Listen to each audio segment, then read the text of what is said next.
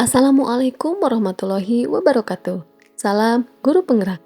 Bapak Ibu guru hebat, perkenalkan saya Dini Endah Novianti, calon guru penggerak angkatan 10 dari SMP Negeri 1 Atap 2 Sodong Hilir Kabupaten Tasikmalaya.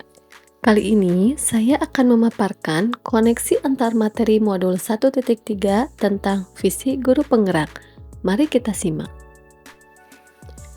Tujuan pembelajaran pada penyusunan koneksi antar materi modul 1.3 ini yaitu calon guru penggerak dapat mengaitkan materi-materi yang telah dipelajari dan materi lain yang relevan ke dalam rencana manajemen perubahan. Manajemen perubahan ini menerapkan paradigma dan model inquiry apresiatif. Pada koneksi antar materi modul 1.3 ini, terdapat pertanyaan pemantik yang dapat memandu kita dalam mengerjakan tugas ini. Adapun pertanyaan pemantiknya yaitu, apa yang Bapak Ibu pahami mengenai kaitan peran pendidik dalam mewujudkan filosofi pendidikan Ki Hajar Dewantara dan profil pelajar Pancasila pada murid-muridnya dengan paradigma inquiry apresiatif atau IA di sekolah Bapak Ibu? Berdasarkan modul yang telah saya pelajari sebelumnya, saya mendapatkan kesimpulan bahwa pendidikan menurut Ki Hajar Dewantara merupakan kegiatan menuntun peserta didik sesuai dengan kodratnya demi mencapai kebahagiaan dan keselamatan setinggi-tingginya. Filosofi pendidikan menurut Ki Hajar Dewantara ini salah satunya menciptakan profil pelajar Pancasila yang menekankan pembentukan karakter peserta didik yang mencakup 6 dimensi, yaitu beriman, bertakwa kepada Tuhan Yang Maha Esa, dan berakhlak mulia, berkebinekaan global, mandiri, gotong royong, bernalar kritis, dan kreatif. Dalam mewujudkan filosofi pendidikan menurut Ki Hajar Dewantara, serta menumbuhkan karakter peserta didik yang sesuai dengan profil pelajar Pancasila, dibutuhkan sebuah paradigma.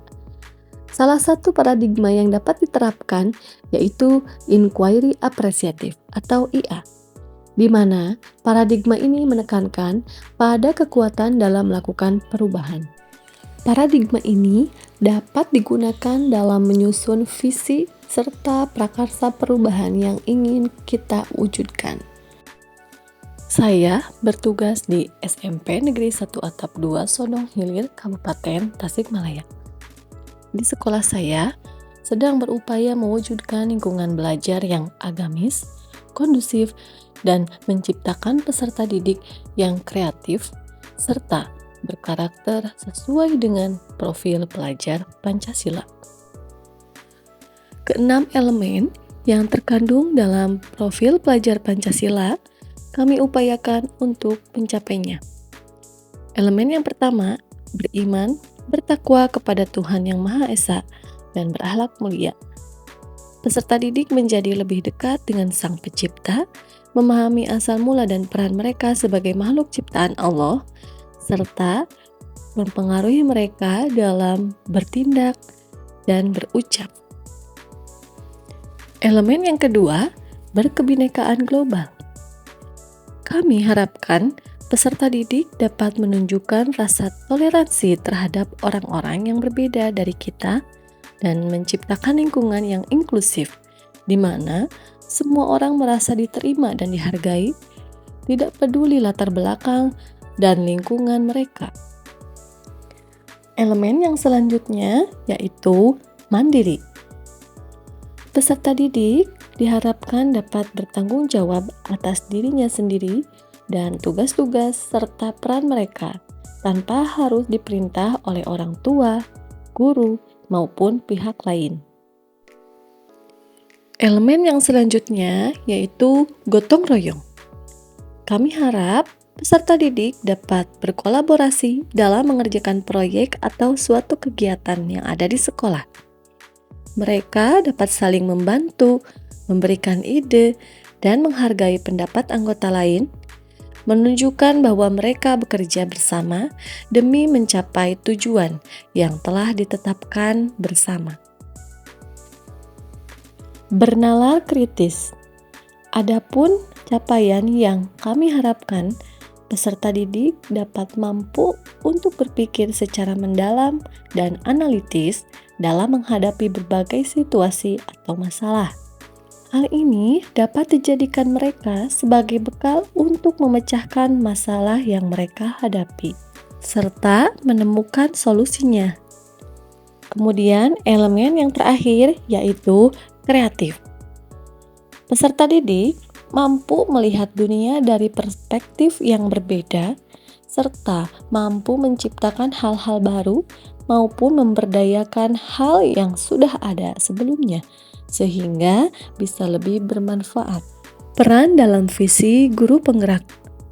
Berdasarkan upaya yang ingin dicapai oleh sekolah saya sesuai dengan profil pelajar Pancasila, berikut elemen yang terkandung di dalamnya. Saya telah menentukan prakarsa perubahan yang telah saya rancang dengan paradigma inquiry apresiatif melalui pendekatan kanvas bagja. Dalam menuangkan prakarsa perubahan ke dalam kanvas bagja, harus melalui beberapa tahapan, yaitu buat pertanyaan utama. Mengandung beberapa pertanyaan yang ingin kita capai, bagaimana cara menumbuhkan kreativitas peserta didik dalam kegiatan pembelajaran, mengapa kita perlu meningkatkan kreativitas peserta didik, dan adakah pengaruh teknologi terhadap kreativitas peserta didik? Dari ketiga pertanyaan tersebut, disusunlah daftar tindakan atau penyelidikan yang perlu dilakukan untuk menjawab pertanyaan itu. Yang pertama, berdiskusi dengan kepala sekolah, guru, peserta didik, serta pihak-pihak yang terkait atau stakeholder di sekolah, mencari informasi serta menambah pengetahuan kita terkait cara untuk meningkatkan kreativitas peserta didik. Tahap kedua, yaitu ambil pelajaran. Pertanyaan yang muncul yaitu, apa strategi yang akan dilakukan oleh guru untuk menumbuhkan kreativitas peserta didik, serta bagaimana memanfaatkan sarana atau aset yang sudah dimiliki sekolah agar kreativitas peserta didik dapat berkembang secara optimal. Adapun daftar tindakan atau penyelidikan yang perlu dilakukan yaitu mengumpulkan informasi dan mengidentifikasi minat peserta didik serta tren yang sedang terjadi agar kegiatan pembelajaran dapat diminati, memanfaatkan sarana dan prasarana atau aset yang dimiliki sekolah secara optimal untuk mendukung kegiatan pembelajaran yang menumbuhkan kreativitas peserta didik, serta mengikuti pelatihan pemanfaatan Canva dan platform EduGame untuk digunakan pada kegiatan pembelajaran. Tahap selanjutnya yaitu gali mimpi. Adapun pertanyaan-pertanyaan yang muncul yaitu, apa dampak yang terjadi dari pemanfaatan teknologi Canva dan EduGame dalam kegiatan pembelajaran terhadap kreativitas peserta didik? Bagaimana perasaan guru dan peserta didik setelah tercipta suasana belajar yang interaktif dan menyenangkan?